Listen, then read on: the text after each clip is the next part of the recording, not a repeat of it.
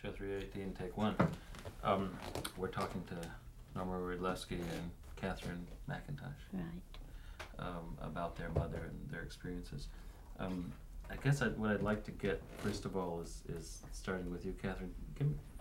I want to get a sense of what kind of woman your mother was. So what does it take to live through that? My mother was a strong lady, very proud lady. She believed in you work for what you get. You're not going to get something for nothing. And always be honest. And she loved us children very much. Of course, as her life can tell. I mean, she raised us all to work. Be proud of what you got. And if you can help someone else, you do it. You don't always just for yourself. Norma, you were the young child, the baby in the picture, so really this was probably your world where you grew up. What were your first memories? How? Oh, I would say probably my first. I don't remember any part of the that, picture, but I mean, but my first memories were probably I remember being in Shafter. We did live in Shafter for a while, and this was probably maybe I was 3. I don't remember the year, but I can remember being. We lived in a camp, and but it was. I think the name was Oblender Camp. Is that right, Katherine? It was Oblender Camp, and I remember my first memory is that I had mud in my mouth. My mom's yelling, "Norma, normally." That's what she called me, normally. And I remember I got to get this mud out of my mouth because Mom's going to really be upset. You know, she tried to keep us as clean as she could, and watch over all of us. So it was that's my first memory, and from there on in, it was kind of, you know, fading in, fading out. I'm suppose most people's memories are, but I remember just moving all the time. We moved.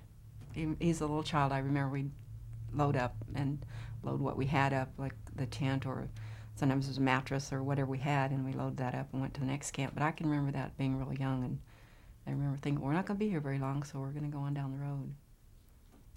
Tell me a little bit about your impressions of your mother during that period.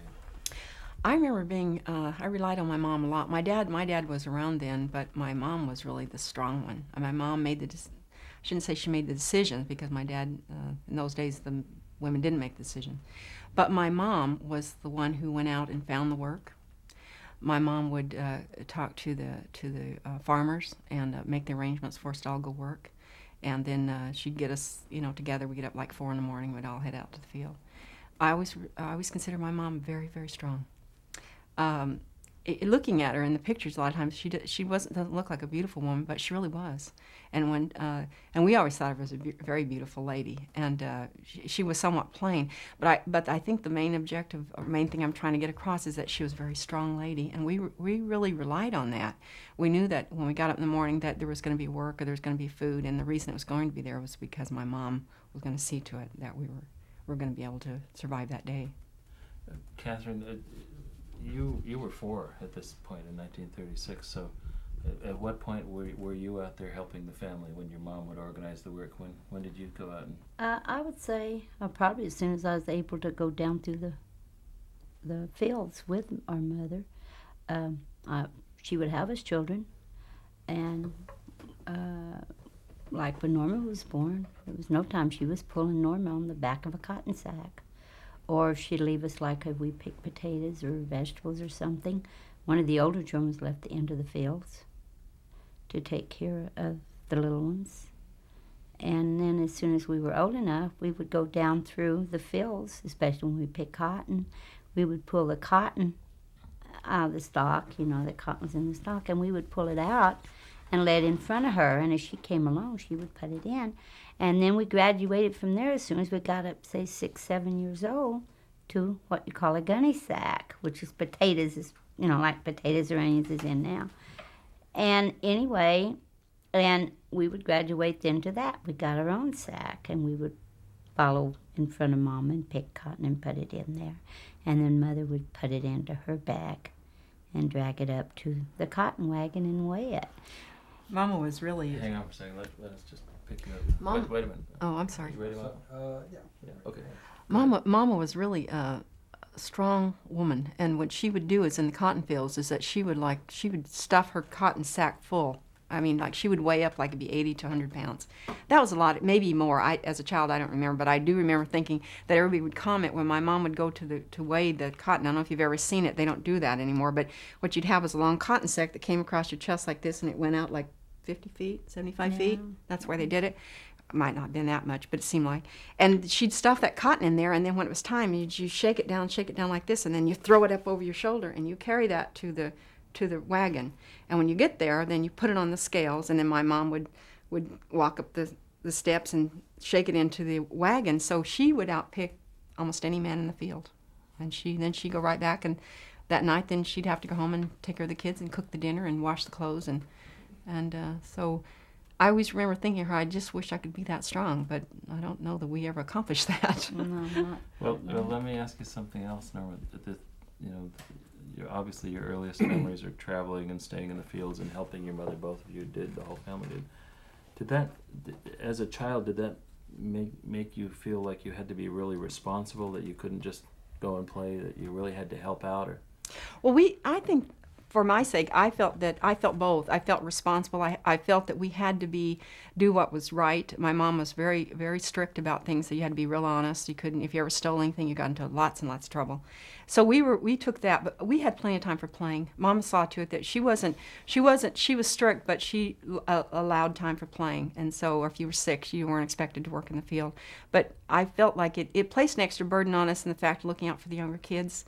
It placed an extra burden on us knowing that if we did anything wrong, it would reflect back on Mom. Well, but I mean, what I'm trying to say, and maybe Catherine, you can answer, is did you have a sense that you really had to contribute, that the whole family was going to Yes. say that I felt I had to? I felt that I had to contribute. All of us did. That was our way of life.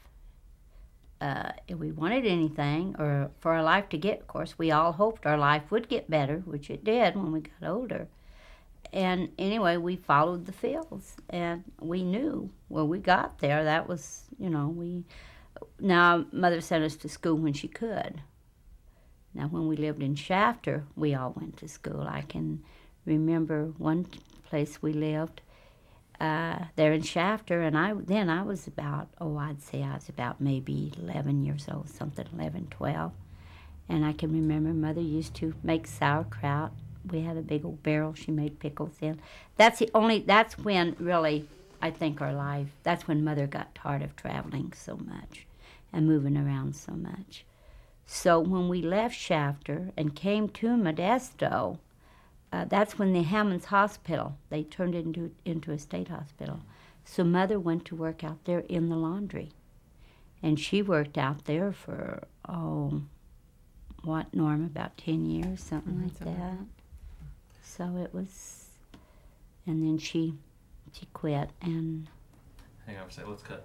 How much do we have left on this? Okay, here we go. Go ahead. Okay, this is the third clip was it.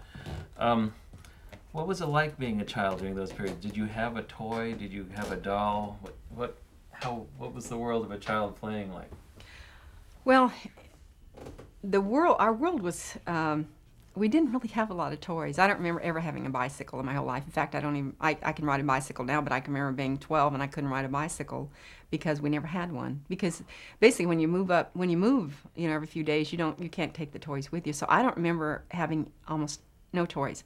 But the thing we did have is we made do. Like we played jacks. Catherine and I played jacks, and we made our own jacks out of black walnut shells. And we had an old hard baseball that was our ball. So I don't remember having any toys. I must have had dolls, but I really don't remember any. And so we just made do with sticks and whatever was in the yard, or the rocks and the clods. We made a lot of things out of dirt clods. But other than that, I don't remember any toys. Catherine, you were mentioning when we were talking earlier about this trunk, about taking the trunk everywhere. What was in the trunk? Our clothes. What else? That was it. Clothes. And what valuables we didn't have, we, I guess Mother kept papers or, stuff like that in them. But it was mostly clothes. In fact, I remember one time we were living in Faribault picking cotton, and Mother had this camp stove setting on that, and I guess it got hot, and she opened the trunk, and when she did, everything burned up that was in that trunk. I remember that. I mean, I was I wasn't very old, but I remember that. So that was a big thing when you don't have hardly anything. In Yes, and then Yeah. and it was. I don't remember where we got, and there was clothes in the other trunk, of course. But I mean, in that trunk was what we had. I mean, that was it. And I can remember when I got older, I used to take care of the other smaller children. Then when the other children got married, and I can remember I used to try to. We live in a tent, and I used to take and I'd take water and sprinkled, on the floor, on the dirt floor, and Okay, we're up. Take 3. Okay. Ready when you are. Okay. Okay, so Catherine, so. you were telling me the story about how you came to be there, where these. But I remember I'd get the dirt floor in the tent where it was almost down to the hard pan, they called it, and we would move. But I kept it clean. I mean, it was always nice and clean, and I used to do most of the laundry on a rub board. And Tell me what you remember about coming to Nepal. I don't remember. I don't remember much about it. Like I said, when I was younger, I think I might have just You were wiped just it. starting to tell me, though, about how you. The story is that I heard. One story was, the story first was told that Mother was selling the tars off our car to buy food, and my mother denied that. Mhm. And my older brother said that the radiator on our car had blew up, and when this picture was made, him, and I guess my 2 brothers had gone into town to try to get the radiator welded, and that's what we were doing there. But we were like everyone else. We was looking for work. And you were pretty much stuck there until. Yes, and so it was. That's what we. The truth of the story is that's what it was. But when the story first came out, they said Mother was selling the tars off her car to buy food for us children, and that was false. Let me go back to what you were saying about going to school. Was it real hard to get to school, or did you have a chance to go to school as much as you wanted to when you were a kid? I remember going to a lot of one-room schoolhouses. I remember doing that. But I mean, how did it feel going to school for a while and then just having to leave and go to another school? Well, in Shafter now, when we were younger and we stayed in Shafter from the time I started till the 1st grade up until we left Shafter there. Like I said, I was about 12. I can remember we did going. stay there, honey, too. Well, I know, honey, but we'd go back and forth, But I remember going to the 1st grade. And the last I remember, I think I was in the, 2nd grade in Shafter when we left and moved around. And we went back, but not for very long periods of time. I mean, did you look at other kids who got to go to the same school every year and think, why can't I do that? Yes. Tell me that in a yes. sense. Well, we, other children. In fact, Mother used to make homemade buns, and that's what we'd taken for our lunch when we were stopped somewhere where she had a stove or something to cook on. And we couldn't afford the lunch meat that went in them, so we would mash up potatoes and put in them, and we would take a carrot or celery, and we would get to school and pretend, and the celery was just as good as the other kids as dessert. And the other kids would trade us their sandwiches for our sandwich because it'd be them big old buns homemade buns Mother would make. So it was. Norma, tell me a little bit. How did it feel about not having the same chance to stay? It wasn't a very good feeling. I think. Start one more time. I'm sorry, I interrupted you. Okay. Go ahead. Growing up. Start with it wasn't a very good feeling. It wasn't a very good feeling to arrive at a new school because I counted, by the time I was in 8th grade, I might have miscounted, but I counted 50 schools. Now that's that we would start. I can remember starting the 1st grade, not being able to complete that, starting the 2nd. This was real important to us to try to continue to get an education, but unfortunately when you're working in the fields, they pull you out and you have to be there to pick the fruit. So when you get to the school, you weren't dressed as well. You might be clean, but you weren't dressed very well. And the local people really didn't welcome you because you weren't a taxpayer. And they, looking back at my situation, my life now, I understand it, but I didn't understand it as a child. So your friends were your brothers and sisters, and I think it's really true if you grow up in a large family that you don't always have a lot of extra friends because you have your brothers and sisters to rely on, and we still do that. So I remember arriving at school and being embarrassed. I didn't really want to go because we just never looked as good as not as good as some of the kids did. So, and then you'd start just get in a class and the teacher start working with you, and then you'd think you'd start to get caught up, and then they'd yank us out. And it wasn't their fault. They had to make a living, but they took us on down the road, and sometimes we'd get in within a month, or we'd wait 2 months, and so it wasn't really very good. And a number of us, some of the kids weren't able to finish school. Some of them dropped out very early. A lot of our brothers and sisters, or a lot of my sisters were married very young because it was like the thing to do. So it was very difficult. It was not something that I remember with any fond memories. You know, you talk about not being welcome to the school because people weren't taxpayers. That's something that grown-ups are concerned about. Would that translate to their kids, the kids that lived there, think there was something the matter with you people, or? Oh, of course, yes. Of course. How would they respond? Well, they just didn't play with you, and I can remember being different places when, we were pretty tough kids because we learned to take care of ourselves. Mom taught us one thing: you look out for your brothers and sisters. So what you'd find at the school, sometimes they resented you, and they'd find you in the bathroom, or they'd find you on the playground and kind of push you around. That didn't work too well with us because we pushed back.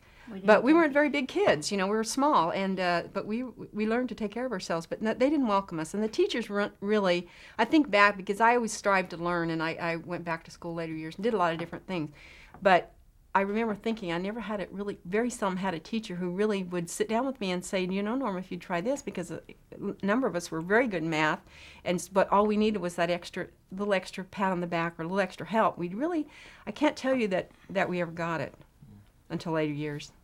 Katherine, what do you remember about problems at school? Was it making fun of us, the way we had to dress. Like I said, we were clean, but we had our clothes. We might have one or two dresses. And I remember one time I had this pair of brown shoes, and I used to put cardboard in them because I had holes in them. I remember this. And I'd polish them shoes, though. Yeah. The top was, it shined.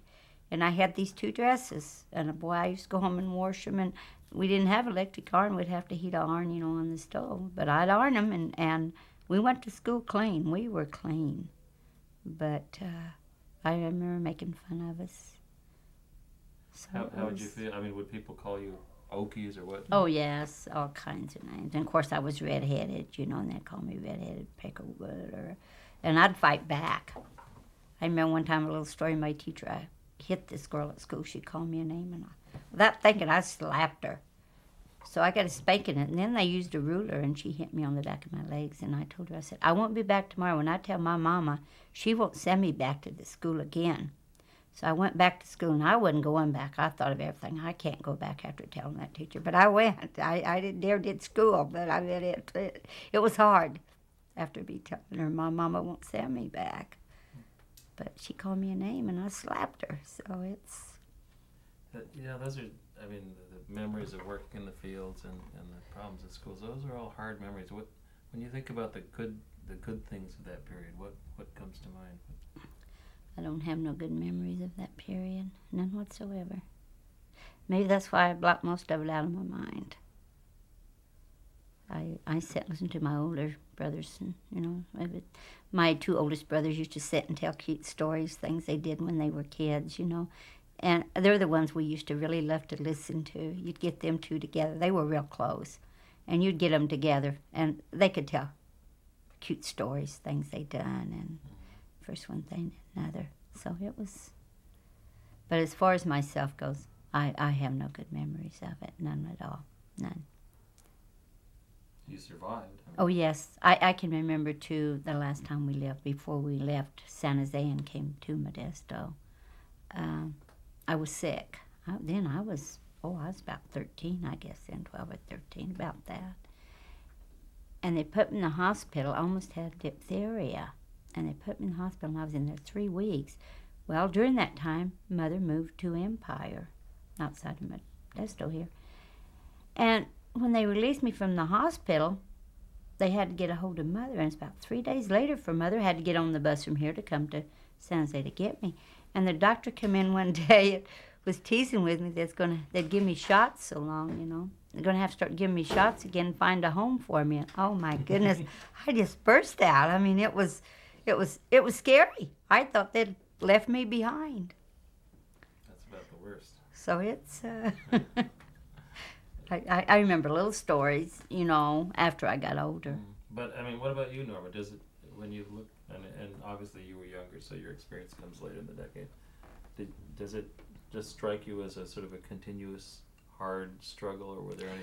No, well, I think it's a hard struggle, but we remember some good times. I mean, you know, we are all brothers and sisters. We all had good times together, and we played together. And Mama was kind of a fun person. She looks very serious, and she was, but she was a good storyteller, and she'd take us. We go to the movies, and you know, we go. The big thing was when the carnival came to town. You know, Mom would load us all up. I don't know how she ever did it, but she'd get us to the carnival, and so those things, she tried to incorporate some fun in our life. And in those days we visited. We had other friends around other areas, and we'd go over and we'd spend the night. And I can remember thinking, we used to sleep on the pallet. We called a pallet, which is quilt, you know, and everybody had quilts. And so we'd go to people's houses, and that was a big treat to go to someone's house and sleep on the pallet that night. And the grown-ups would visit, and nobody drank, and I don't even know if anybody smoked much, and they couldn't afford it. So it's just fun for the kids, and we'd go out and we'd play kick the can. I remember playing kick the can and hide and go seek, and simple games that because we didn't have any toys, so you relied on each other. So that's about what we had. Okay, yeah, we're gonna change. We're real talkers here, Michael. That's good. Yeah, that's great. She can talk more. Roll 3, take 4. Before we were talking, before we did the interview, we were talking about when things finally got better. When did things get better in your family's life? I think they got better around probably in the early 40s, not until the war came. Our life just continued the way it was, and by that time a lot of people were getting settled in, and you know, up and down San Joaquin Valley, more people were settling in.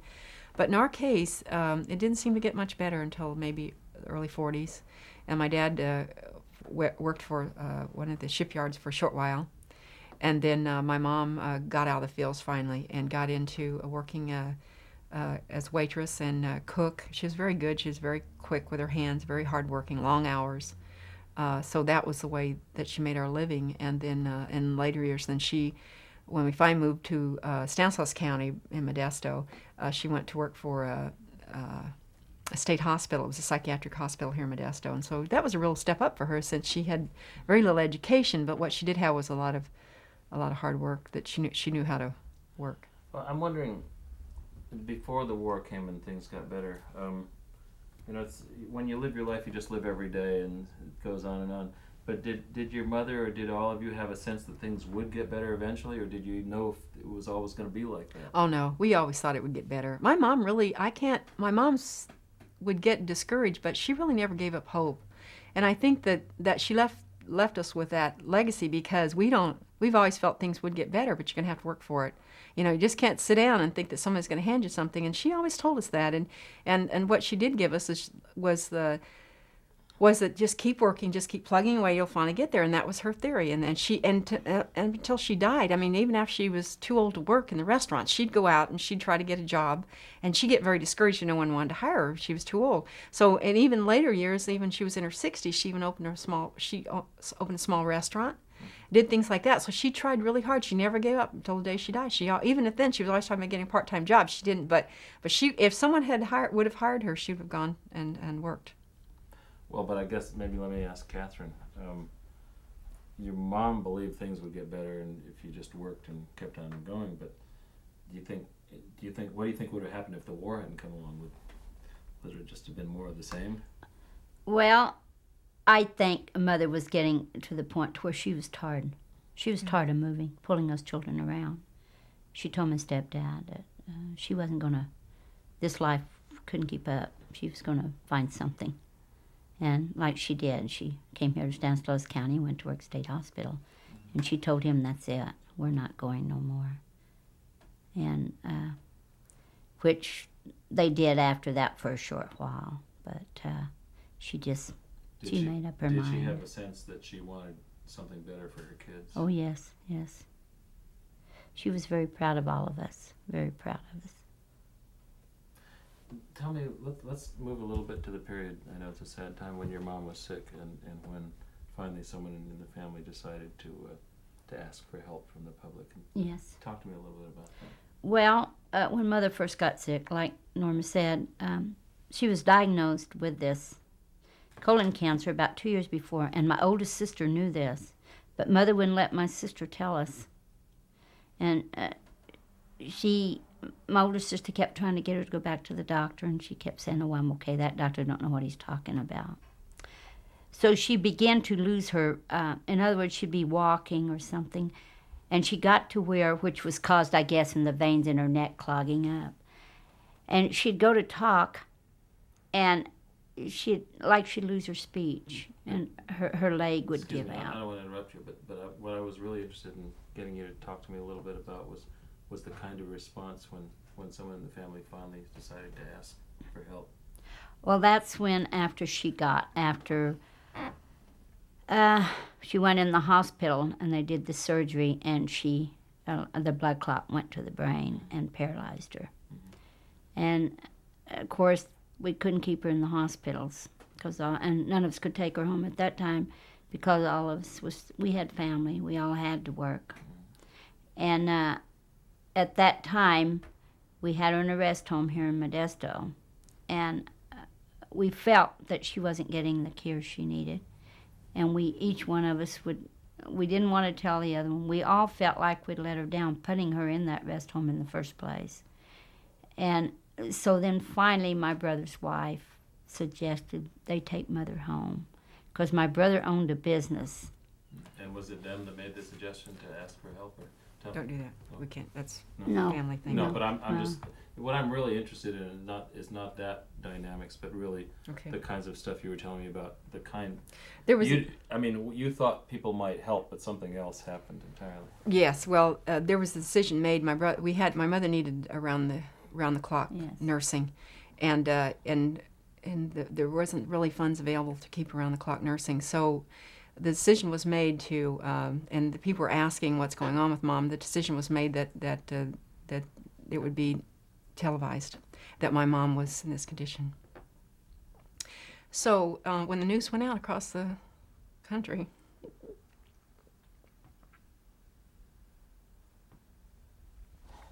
there was a lot of money came in. Sometimes 50 cents, sometimes $1. With every contribution that came in, there was a little note, usually a little note, sometimes written on just paper from paper sack, but people would say, "This is all I have to give you. I'll send you some more money next month when I get my check." So there wasn't. It was like people were just everyone remembered my mother. It really came as a shock to all the kids. I just couldn't imagine that this would happen. There was some controversy over even doing this because Yes. my mom always taught us, you just don't ask for help. You just do it yourself. After it was done, looking back on it, was a very good thing to do because it shared my mom with the nation, and it was an amazing thing. We just have hundreds of letters. My brother has them. And hundreds of letters with notes saying, this is all I can afford, but you've given me such inspiration. Your picture, I've looked at your picture, and I've been so inspired by your story, and we hope this will help, and take care of your mother. That's the right thing to do, to take care of your mother. And that didn't really help a lot because by that time there really wasn't any help.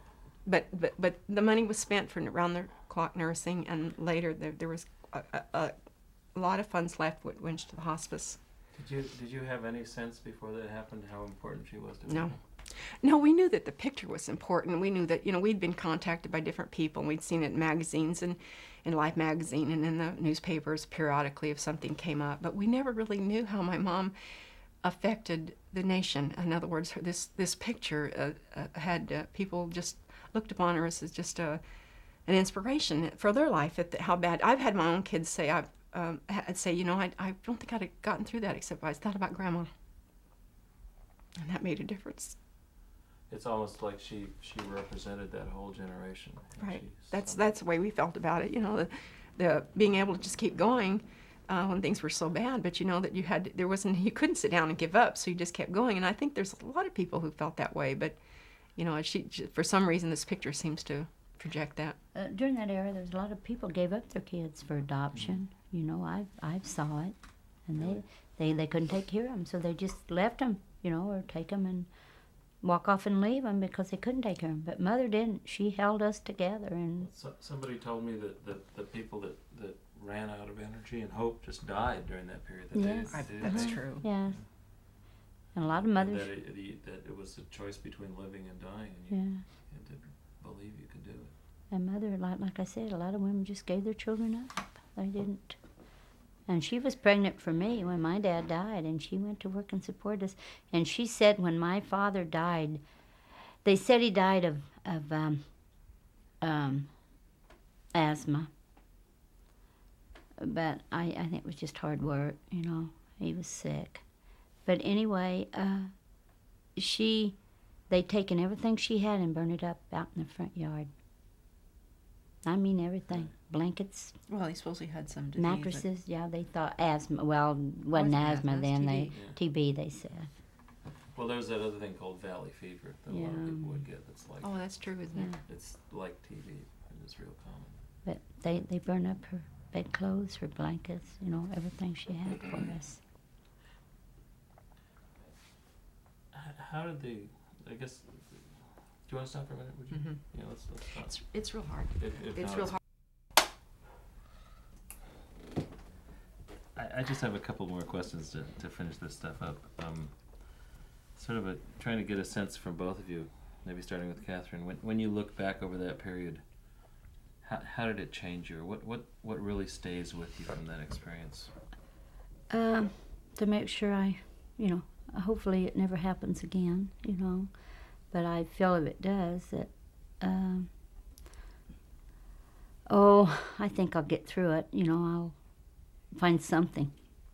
Always, because I know when the plant here in Modesto closed, where I'd worked at so many years, it was scary because of my age. But I went out as soon as I found they were closing. I had a job. In fact, I left there and went to I had another job before I quit there and left there. And a lot of people that was there, they're still out there looking for work. And they're a lot younger than I was. But I think it reflects back to my mother. You know, you don't quit a job unless you have another one. Mm-hmm. But I mean, it wasn't just you. It was millions of people in that situation. Yes. What do you think did the country change because of living through that? In some respects, yes. I believe so. But like again, it's scary. You know, it really is. If a depression would hit again, you stop to think. You don't know what the people would do. The work isn't out there. Everything's so automated anymore. In fact, I even see in the industry that I'm in now, there's a lot of automation that's eliminating a lot of people's jobs. Mm-hmm. And it's scary, you know, doing this. Well, I'm trying to get a sense of whether this country learned anything from going through that, or would we go through it all again and make the same mistakes? Well, I think myself, we should I'm a Democrat all the way. Mm-hmm. And I think we need a Democratic president in there myself. What do you think about the experience looking back on it? Well, I do think that looking back on the experience, I think we learned something from it. I think, however, had the war not come along, I'm not so sure what would have happened. I think what the saving grace was the war, which is unfortunate, but that's the truth. I do feel that I can't ever see it happening in that sense again, but I think that the people, we would never go that far again. I think that we're in a position now that we know better. We have some safeguards. I think we have some safeguards that we didn't have then. Well, see, but the reason we're talking to you is because most people have forgotten what it was like, and so Yes. you know, I mean, say you're talking to the younger generation about what that was, so that they don't have to go through it. What do you tell them? I would tell them to remember that if you have a job, appreciate it. Strive a little harder. I mean, show up a little early, work a little harder. Also, I would tell you that it's cliche, but there's no free rides. Another thing I firmly believe in, although I don't belong to one, I firmly believe in unions, and I'm going to tell you why, because we're seeing more and more unions go down the hill. And you look around you, in our own valley here, we see it a great deal that people are not able to get a job, or they're working for $5 an hour, and if your rent is $500 a month, you can't live on $5 an hour. So people need to look around you. Don't just worry about yourself, worry about the other guy. One thing Mom taught us is that one of the things that she was involved in is that she was a early union organizer. and Catherine remembers that more than I do, but remembers having meetings when we were living even in the fields and near the fields, is that Mom was really interested in that because that was our ticket out, was to organize the unions. I do feel like a lot of people feel the unions probably went too far. Now the pendulum needs to swing back. We need to get some common sense about this. But if we give up on the unions, I do think that we're going to be in a situation again. I didn't know your mom had been involved in Yes. organizing. Tell me a little bit about that, Catherine. Can you Well, keep I that- don't really hang on a remember sec. too much. Did she tell you anything about why she got involved with the union? For better money, better pay. In other words, I can remember, as I've said before, we had meetings, and then if they knew you were trying to start a union, you'd get hurt, you know. So there was meetings in our home that trying to organize unions. People had know. a sense that might help. Yes, make things yes.